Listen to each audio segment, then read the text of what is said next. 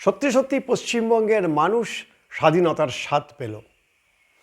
স্বাধীনতার পর থেকে পশ্চিমবঙ্গে কোনো বেআইনি অবৈধ নির্মাণ ভেঙে দেবে এমন কোনো সরকার আজ পর্যন্ত অন্ততপক্ষে আমাদের জীবদ্দশায় যে দেখতে পারবো সেটা নিয়ে যথেষ্ট সন্দিহান ছিলাম।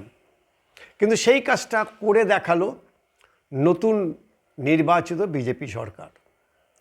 এই অবৈধ বেআইনি নির্মাণ ভাঙল নতুন সরকার শুধু পশ্চিমবঙ্গের সেই জায়গাতে, যে জায়গাতে কোনো দিন স্বপ্নেও ভাবতে পারেনি যে সেখানে কোনো অবৈধ বেআইনি নির্মাণ বা বেআইনি কাজ বন্ধ করা যেতে পারে।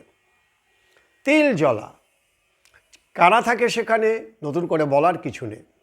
সেই তিলজলাতে একটি বেআইনি নির্মাণ, সম্পূর্ণ তার কোনো বিল্ডিং প্ল্যান নেই, কিচ্ছু নেই, রমরমিয়ে চলছিল দীর্ঘদিন ধরে সেখানে।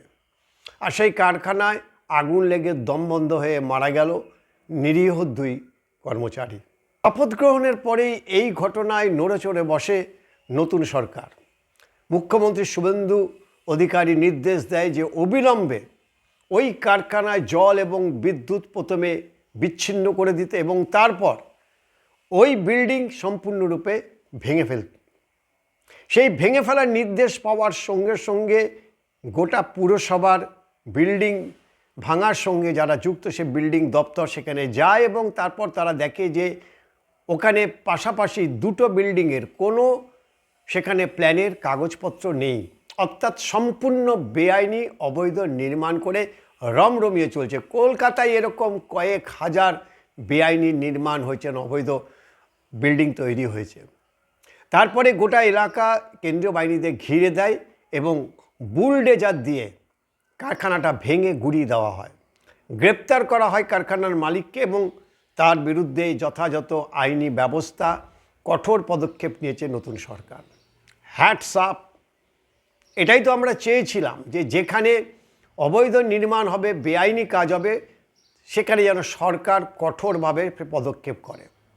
কিন্তু আমাদের দুর্ভাগ্য যে এমন একটা সরকার আমরা 15 বছর ধরে নির্বাচিত করেছি, যে সরকারের কাজই ছিল অবৈধ এবং বেআইনি নির্মাণকে মদদ দেওয়া, আর বলার অপেক্ষা রাখে না যে এই অবৈধ এবং বেআইনি কাজের পেছনে গোপনে নেপথ্যে মোটা টাকার লেনদেন ছিল। কোটি কোটি টাকার লেনদেন হতো, সেটা এখন প্রকাশ্যে আসছে। এক একজন বিধায়ক, এক একজন কাউন্সিলরের সম্পত্তি যেভাবে ফুলে ফেঁপে উঠেছে সেটা থেকে সম্ভবত ওই আম্বানি এবং আদানিরাও লজ্জা পেয়ে যাবে। তাদের তো একটা ইন্ডাস্ট্রি রয়েছে, তারা দীর্ঘ পরিশ্রমের পর তারা সেই জায়গায় গিয়ে পৌঁছেছে। আর এই সরকার, তৃণমূল সরকারের আমলে তাদের জনপ্রতিনিধিরা রাতারাতি একেবারে আঙুর ফুলে কলা গাছের মতো হয়ে গেছে।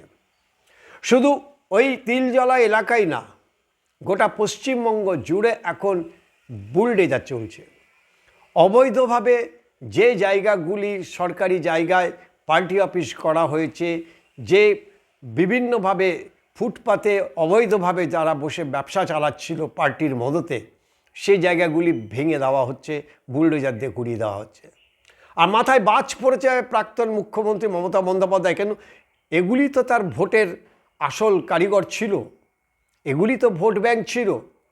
অবৈধ নির্মাণ, অবৈধ কাজ, বেআইনি কাজকে মদদ দিয়ে তাদের কাছ থেকে মোটা টাকা আদায় এবং ভোটের সময় রিগিং করে ভোট আদায় করে নিয়ে বারবার করে জিতে যাচ্ছিল তৃণমূল কংগ্রেস। আর এবারে সেটা পালাবদল হতেই এইভাবে তারা যে এরকমভাবে কাজে ঝাঁপিয়ে পড়বে সেটা সম্ভবত স্বপ্নও ভাবতে পারেনি পশ্চিমবঙ্গবাসী। সত্যি এটা আমাদের কাছে একটা নতুন স্বাধীনতার স্বাদ। এই স্বাধীনতার স্বাদ পশ্চিমবঙ্গের মানুষ পেতে চেয়েছিল। অন্যায়, অবিচার, অবৈধ কাজ, বেআইনি কাজ দেখতে দেখতে দেখতে দেখতে মানুষ বীতশ্রদ্ধ হয়ে গেছিল। আর তারপরেই একেবারে নির্বাচন কমিশনের ঠাস বুনোট একেবারে নির্বাচন হলো, তাতে মানুষ ঢেলে বিজেপির পক্ষে রায় দেয় এবং তৃণমূল কংগ্রেসকে ধুয়ে মুছে ছাপ করে দেয়। মুখ্যমন্ত্রী একেবারে সরাসরি নির্দেশ দিচ্ছে কোনো দুর্নীতি, কোনো অবৈধ বেআইনি কাজকে প্রশ্রয় দেবে না সরকার, এবং সরকার সরকারের জায়গা থেকে চালাবে। আইন মোতাবেক সরকার কাজ করবে, এই কথাটা 15 বছর ধরে রাজ্যের মুখ্যমন্ত্রী কখনো বলতে পারেননি। আর সেই কারণেই সম্ভবত প্রাক্তন মুখ্যমন্ত্রী তিনি এখন ছুটেছেন হাইকোর্টে। তাদের চোখের জল পড়ে যাচ্ছে, কেন অবৈধ নির্মাণ ভেঙে দেওয়া হচ্ছে, কেন অবৈধ বিল্ডিংগুলিকে ভেঙে দেওয়া হচ্ছে। গুলশান কলোনির কথা মনে আছে? এই গুলশান কলোনি শতকরা 80% বিল্ডিং কোনো প্ল্যান নেই। কারা থাকে সেখানে একটা রহস্য। আমরা নিশ্চয়ই আশা করব যে নতুন সরকার গুলশান কলোনি সম্পর্কে সমস্ত তথ্য জোগাড় করবে এবং তাদের বিরুদ্ধে ঠিক একই ব্যবস্থা নেবে। কোনো প্ল্যান ছাড়া যেভাবে বিল্ডিং তৈরি করা হয়েছে, এর সঙ্গে প্রমোটার যুক্ত, পুরসভা যুক্ত, স্থানীয় কাউন্সিলর, নেতা, মন্ত্রী এবং সর্বশেষ স্বঘোষিত যুবরাজ, তিনি তার সাথে জড়িত। কোটি কোটি কোটি টাকা লেনদেন, এত টাকা যে পশ্চিমবঙ্গের মানুষের স্বপ্নের ধারণার বাইরে রয়েছে। এটা এত টাকা এরা 15 বছরে কামিয়েছে এক একজন। আমার আপনার আশেপাশে যারা এই কাউন্সিলর জনপ্রতিনিধি আছে তাদেরকে দেখুন, শতকরা 90% এই জনপ্রতিনিধিরা গত 10 বছরে তারা কি বিপুল সম্পত্তি করেছে, কোথা থেকে করেছে, কিভাবে করেছে সবাই জানে। আরেকে মদত দিয়ে গেছে খোদ প্রাক্তন মুখ্যমন্ত্রী, তথাকথিত জননেত্রী, অগ্নিকন্যা বাংলার মুখ্যমন্ত্রী, প্রাক্তন মুখ্যমন্ত্রী মমতা বন্দ্যোপাধ্যায়। পালা বদলেছে, সরকার বদলেছে। আমরা নতুন দিনের আশা করব, নতুন সরকার তারা দায়িত্ব নিয়ে যে কোনো দুর্নীতি, যে কোনো অবৈধ, অনৈতিক এবং বেআইনি কাজকে তারা প্রশ্রয় দেবে না। প্রত্যেকটি মিউনিসিপ্যালিটিতে যে বিল্ডিং তৈরি হয়, যে প্রমোটিং হয়, এই প্রমোটারদের সঙ্গে একটা বিরাট চক্র এর সাথে জড়িত। ডেভিয়েশন অর্থাৎ বিল্ডিং প্ল্যান যা আছে সে প্ল্যানের বাইরে যেভাবে তারা বিল্ডিং করে, তার একটা মোটা টাকা জনপ্রতিনিধিদের পকেটে চলে যায়, নামমাত্র টাকা জমা পড়ে রাজস্ব খাতে, পুরসভায়। সে প্রসঙ্গে আমরা পরে আসব। কিন্তু এই তিলজলার ঘটনা দিয়ে রাজ্য সরকার বুঝিয়ে দিয়েছে যে তারা দম রাখে। হিন্দু মুসলমান বলে কোনো কথা হবে না। বেআইনি অবৈধ কাজ হলে সরকার তার পদক্ষেপ নেবে এবং সেই বিল্ডিং ভাঙা হবে। বুলডোজার দিয়ে হোক আর যা দিয়েই হোক সেটা ভেঙে দেওয়া হবে। তার জন্য কাউকে রেয়াত করা হবে না।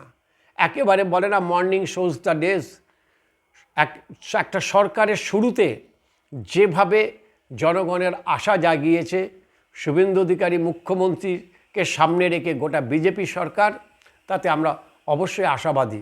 আমরা আশা রাখবো যে আগামী দিনে বিজেপি সরকার যে যে প্রতিশ্রুতিগুলি দিয়েছেন মুখ্যমন্ত্রী শুভেন্দু অধিকারী, সেই প্রতিশ্রুতিগুলি তিনি পালন করবেন এবং সত্যিকারের একটা আইনের শাসন, একটা সরকার চলবে।